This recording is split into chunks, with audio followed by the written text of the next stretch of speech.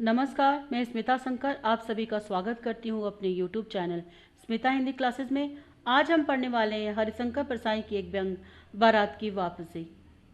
परसाई जी का एक संक्षिप्त जीवन परिचय जानते हैं। हिंदी साहित्य के मूर्धन्य सुप्रसिद्ध व्यंगकार हरिशंकर परसाई का जन्म 22 अगस्त 1922 मध्य प्रदेश होशंगाबाद जिले के जमानी नामक गांव में हुआ था और इनकी प्रारंभिक शिक्षा इनके गांव में और कॉलेज की शिक्षा नागपुर विश्वविद्यालय से और हिंदी में एमए की परीक्षा उत्तीर्ण करने के बाद ये कुछ दिन तक अध्यापन का कार्य करते रहे। इसके बाद बार बार स्थानांतरण से तंग आकर अध्यापन कार्य छोड़कर लेखन कार्य का निर्णय लिया। जबलपुर में रहकर इन्होंने वसुधा नामक पत्रिका निकाली, लेकिन आर्थिक कठिनाई के कारण उन्हें यह पत्रिका बंद करनी पड़ी और 1984 में साहित्य अकादमी ने इनकी पुस्तक विकलांग श्रद्धा का दौर के लिए इनको पुरस्कृत किया। मुंबई में उन्हें 20,000 रुपये के चकल्स पुरस्कार के लिए सम्मानित किया गया। मध्य प्रदेश के सांस्कृतिक विभाग ने इन्हें 21,000 का पुरस्कार प्रदान किया। परसाई जी ये पुरस्कार लेने नहीं गए तो मुख्यमंत्री ने स्वयं इनके घर पर जबलपुर जाकर इनको पुरस्कार प्रदान किया।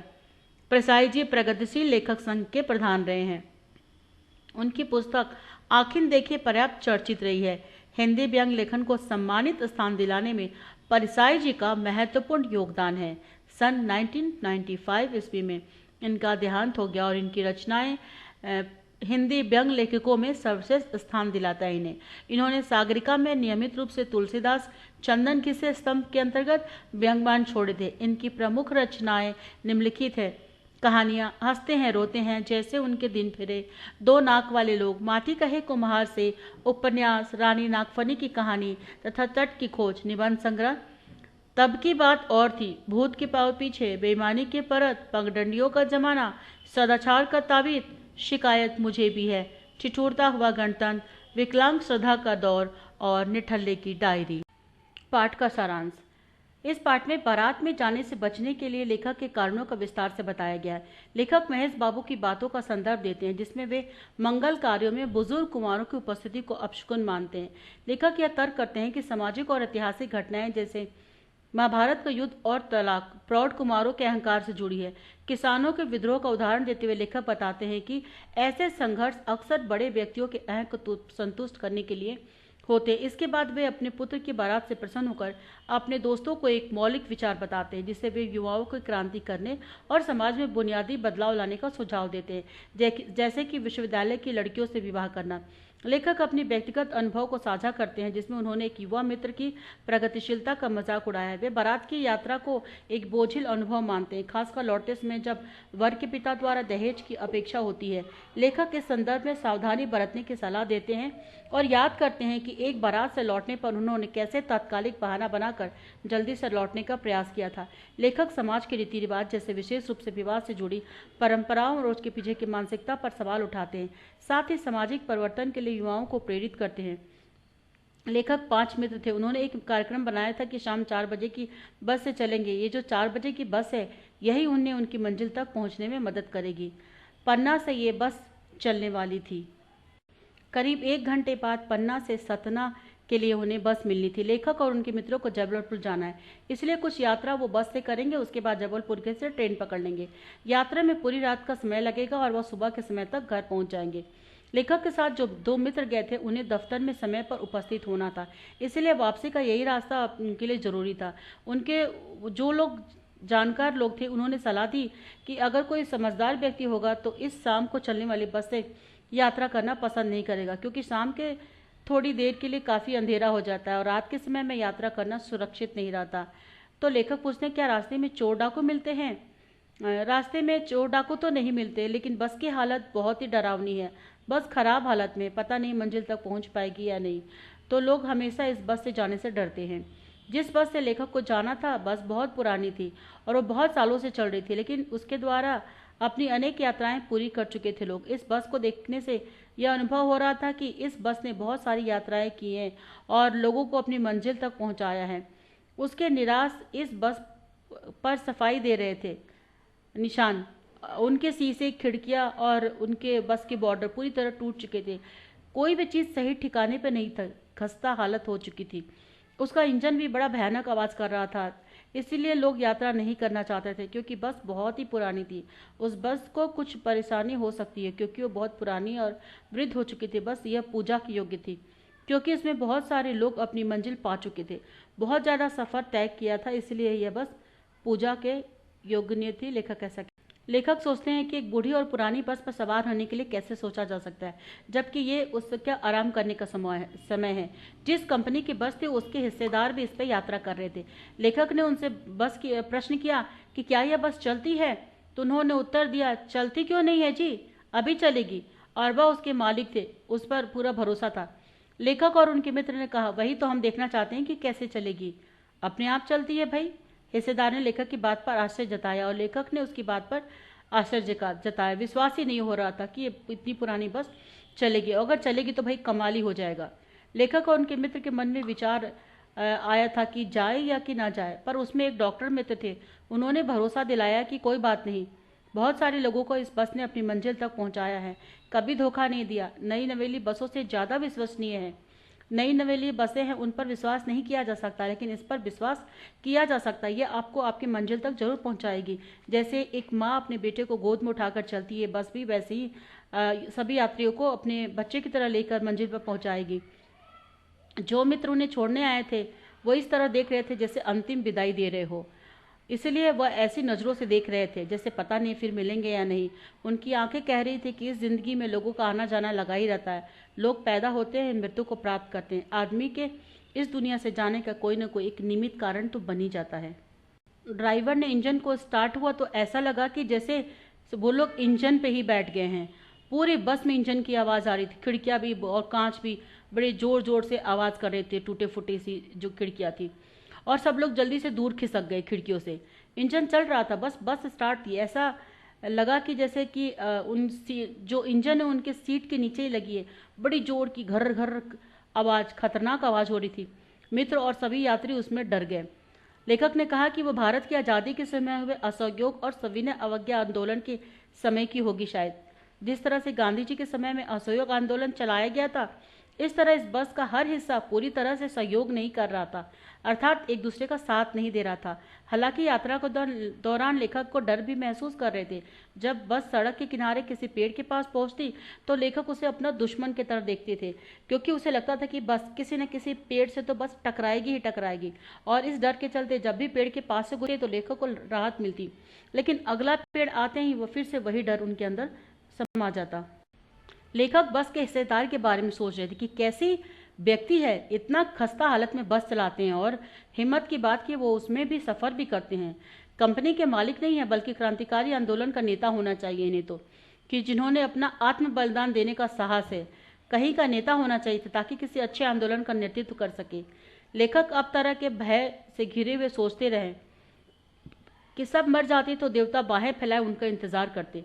लेखक उनके बारे में सोचते हैं, कहते हैं कि बस की यात्रा करते हुए अगर मर गया या फिर सब मर जाते हैं तो जैसे कि भगवान इंतज़ार में हमारे बैठे होंगे।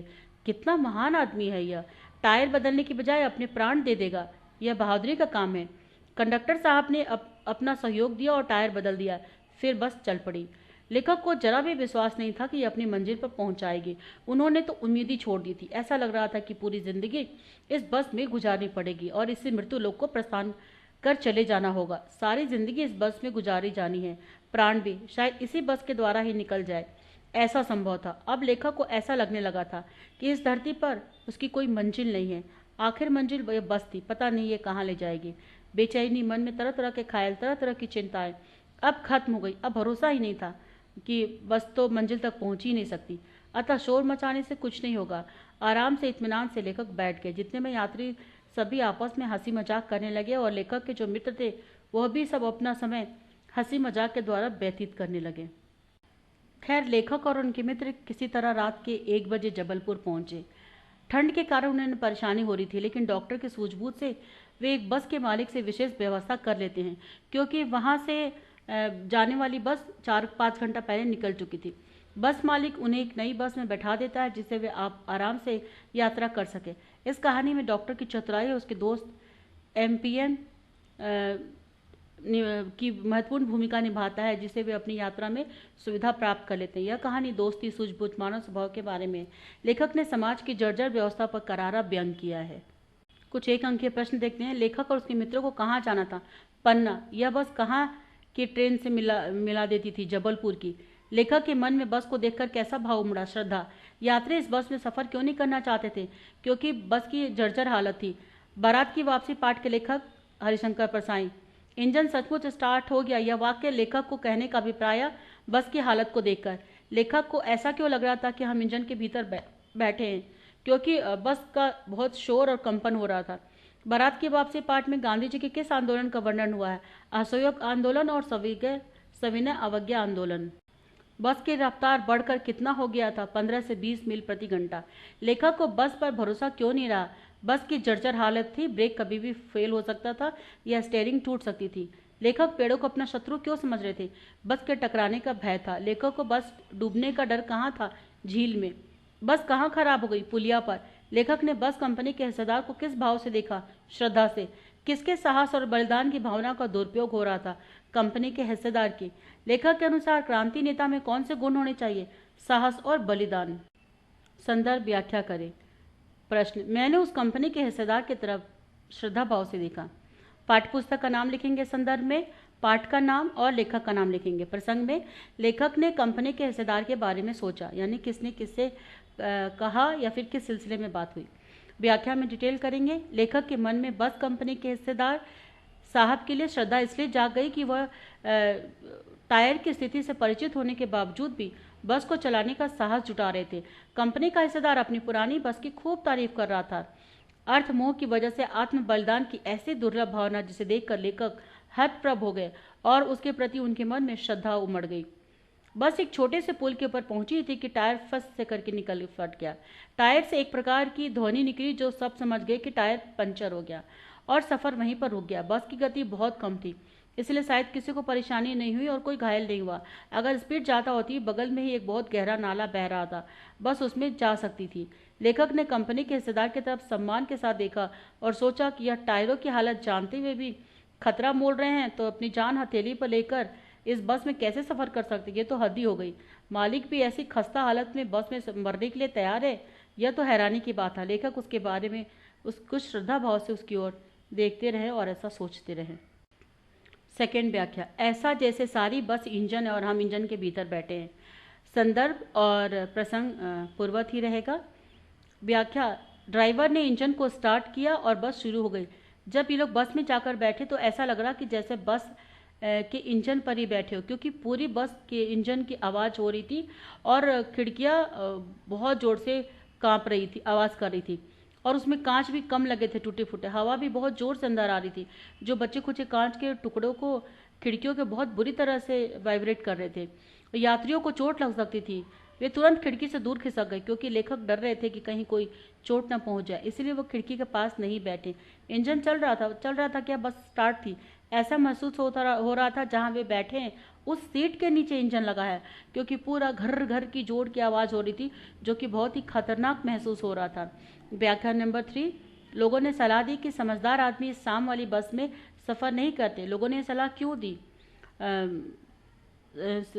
संदर्भ और प्रसंग पूर्वत ही रहेगा। व्याख्या, लेखक के साथ जो 2 मित्र गए थे ना, उन्हें दफ्तर में समय पर उपस्थित होना था और इसीलिए वापसी का यही रास्ता अपनाना जरूरी था, क्योंकि उनके जो जानकार लोग थे उन्होंने ये सलाह दी कि अगर कोई समझदार व्यक्ति होगा तो इस शाम को चलने वाली बस से यात्रा करना पसंद नहीं करेगा, क्योंकि शाम में थोड़ी देर होने पर काफ़ी अंधेरा हो जाता है और रात के समय में यात्रा करना ऐसे बस से सही नहीं था। तो लेखक ने पूछा भी था कि क्या चोर डाकू मिलते हैं? उन्होंने कहा चोर डाकू नहीं मिलते, पर बस की जो इतनी भयानक डरावनी सी बस की हालत है, खस्ता हालत, वो अपनी मंजिल पर कहाँ पहुँचा पाएगी, कहीं दुर्घटना ना हो जाए। तो इसीलिए लोगों ने उस बस से जाने के लिए लेखक को मना किया था। तो छात्रों, ये बारात की वापसी पाठ यहीं पर समाप्त होता है। उम्मीद करती हूँ कि अभी तक आपने सब्सक्राइब कर लिया होगा। अगर नहीं किया तो सबसे पहले सब्सक्राइब कर लिए, लाइक, कमेंट और अपने दोस्तों के साथ शेयर करना ना भूलें, ताकि मैं मोटिवेट होकर और आपके लिए अच्छे अच्छे वीडियो बनाकर ला सकूं। बेल आइकन दबा लें ताकि आपको मेरे नए वीडियो की जानकारी सबसे पहले प्राप्त हो। और इस पार्ट में मैंने टिप्पणी नहीं दिया है क्योंकि वीडियो बहुत बड़ा हो रहा था। आप पूरे पार्ट के आधार पर जैसा टिप्पणी आएगा आराम से, अगर पूरा अच्छे से सुनते हैं तो टिप्पणी लिख सकते हैं। वीडियो देखने के लिए आपका धन्यवाद।